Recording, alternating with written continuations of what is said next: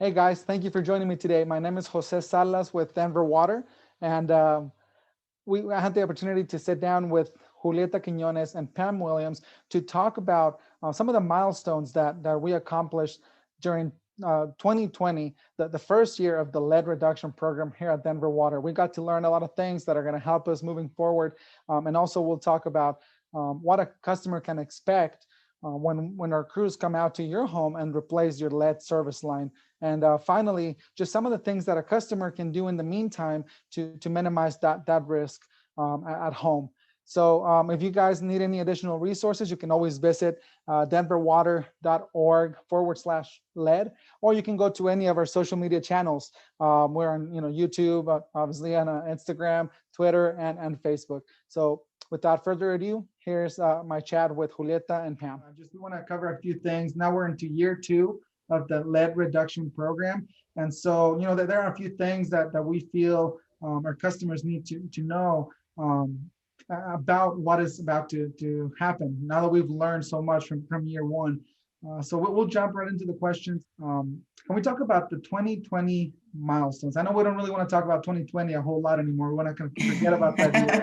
But as far as the 2020 lead reduction program milestones, what can you guys share with us? Maybe Pam, what can you share with us? So one big thing is, the heart and soul of the program is the actual removing and taking those lines out or replacing those lines in the ground. So we did more than 5,000 of those this past year, if you can believe it. And then another number, more than 100,000 pictures and filters were distributed. So that was a huge number as well. So those are the top things that come to mind for me. So can you talk to us a little more about how what areas we focus on moving on to 2021? Jose, so this is it's a huge program. It's a huge effort. We're talking about 64 to 84,000 lead service lines, right? Service lines that have lead. So it's a 15-year program. So we really look at the likelihood that lead service lines are in a given area or in a given neighborhood.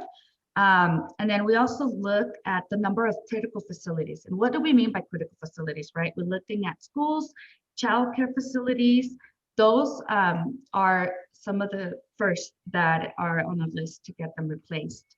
And also, we also have to look at any other projects that we have going on already where constructions are already being done. So we coordinate replacement with other efforts that are going on in those neighborhoods. So it's really a model that we're using to really make sure that we're going into the neighborhoods where there's a higher risk for a negative health impact for potential lead exposure.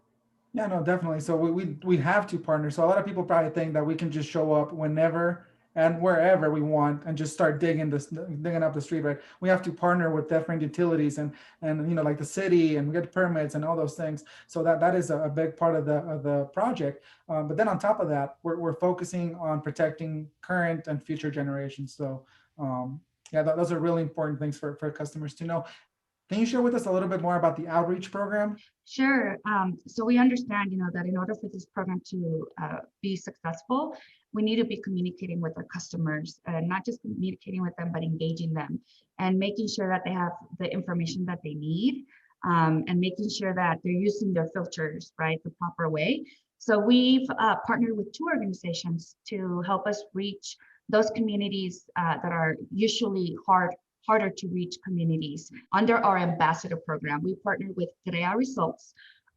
So they work with Latino communities across the city of Denver, across the Denver service area.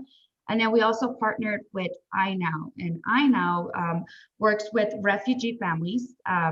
In particular with us, they're doing outreach with families that speak 5 different languages. So Nepali, Amharic, Somali, Arabic, and French.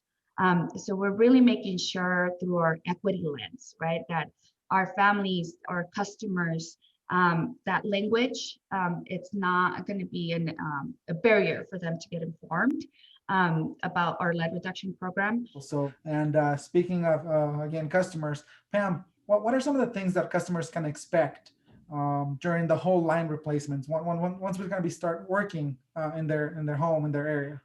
We're definitely not just going to come to a house and show up or just start digging. We are definitely going to have crews communicating, making sure it's good scheduling. People are comfortable, of course, with COVID, entering the home. So that's kind of the before. And then the during is the digging, the actual construction. So, anywhere up to 8 hours to replace that line. Sometimes it can be a lot shorter. Just depends on if they run into any constraints or, issues or anything like that. And then the after piece is really important still too, because I think, I don't want people to think, oh, the line's done and everything's over with. Well, not quite, because there's a really crucial piece that, we really try to get the message out about. It's called flushing. And what we mean is flushing your line. So any sediment or particles of, that old line got disconnected and pulled out, but putting that new line in and making sure to flush any of that lead particulate out. And that's really important. And there's some really great instructions that crews will provide to customers. Yeah, and then to continue using the picture they Yes. received, right? Thank you. Yes, that is, After, yes. so yeah, I mean, we sent you a picture. We come do the work because we identified that you have a lead service line. We replace it. We put everything back to normal as best as we can, and then continue to use the picture up to 6 months after we've replaced that line. So that's really really important. And any resources or how can customers get in touch with us?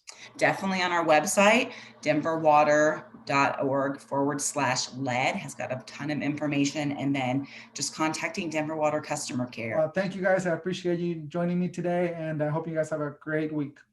Thank you. You too, Thank Jose. you.